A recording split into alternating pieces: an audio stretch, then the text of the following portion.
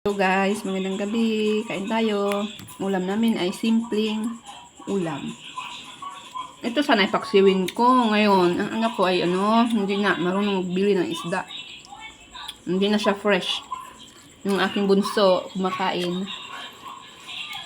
Pasensya na sa lamisang makalat. Kain po. Ano? Kain po. Manghang yan. Okay lang.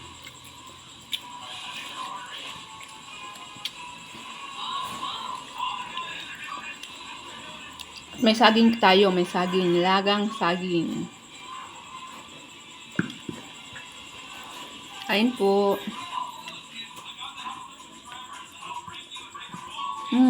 Sarap. At manghang.